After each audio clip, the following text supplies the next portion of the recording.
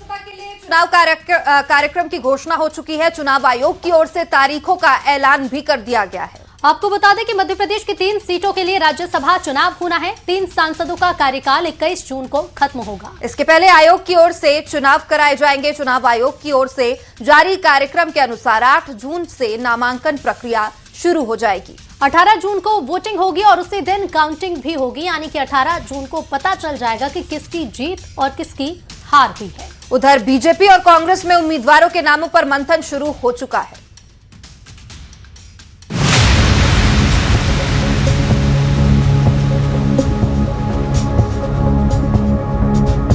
MP में एक बार फिर से चुनावी सरगर्मियां देखने को मिलेंगी। निर्वाचन आयोग ने एमपी की 3 राज्यसभा सीटों के लिए तारीखों का ऐलान कर दिया है। 21 जून को एमपी के 3 राज्यसभा सांसदों को कार्यकाल खत्म हो रहा है। ऐसे में तीनों सीटों पर चुनाव होना है, जिसको लेकर चुनाव आयोग ने तारीखों को लेकर ऐलान कर दिया है। चुनाव आयोग के अनुसार राज्यसभा चुनाव की अधिसूचना 1 जून 2026 को जारी होगी, जबकि उम्मीदवार 8 जून तक नामांकन पत्र दाखिल कर सकेंगे। नामांकन पत्रों की जांच 9 जून को होगी। 11 जून नाम वापस लेने की अंतिम तारीख तय की गई है। इन सीटों के लिए मतदान 18 जून 2026 को सुबह 9 बजे से शाम 4 बजे तक कराया जाएगा। उसी दिन शाम 5 बजे से काउंटिंग शुरू होगी।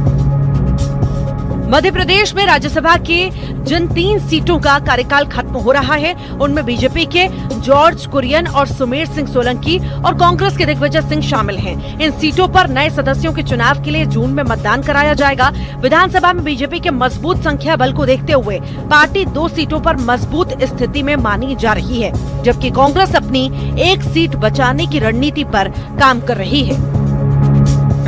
देखिए, भारतीय जनता पार्टी संगठन कैडर आधारित दल है। निर्वाचन आयोग द्वारा राज्यसभा के चुनाव की घोषणा की गई है। अब राज्य चुनाव समिति की बैठक होगी, उसके उपरांत पैनल बनाकर केंद्रीय नेतृत्व को भेजे जाएंगे और केंद्रीय नेतृत्व द्वारा जो भी उम्मीदवार घोषित किए जाएंगे वही भारतीय जनता पार्टी के अधिकृत उम्मीदवार है।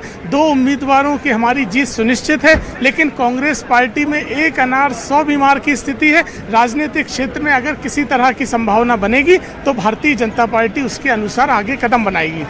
देखिए, जिस तरीके से राज्यसभा का चुनाव होने जा रहा है, कांग्रेस पार्टी लामबंद है और पूरे तरीके से जो सीट है राज्यसभा की, आला कमान जो भी डिसीजन लेगा, हमारा केंद्रीय नेतृत्व जो भी डिसीजन लेगा, उसके साथ हमारे सारे विधायक जाएंगे और पूर्ण रूप से आप देखिएगा कि कांग्रेस पार्टी लगातार जनता की आवाज राज्यसभा में बनी रहेगी। बीजेपी और कांग्रेस दोनों तरफ से राज्यसभा प्रत्याशियों के नामों पर मंथन किया जा रहा है।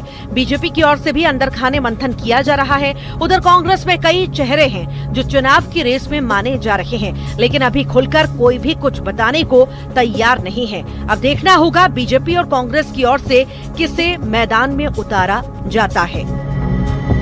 Bureau report, news 18।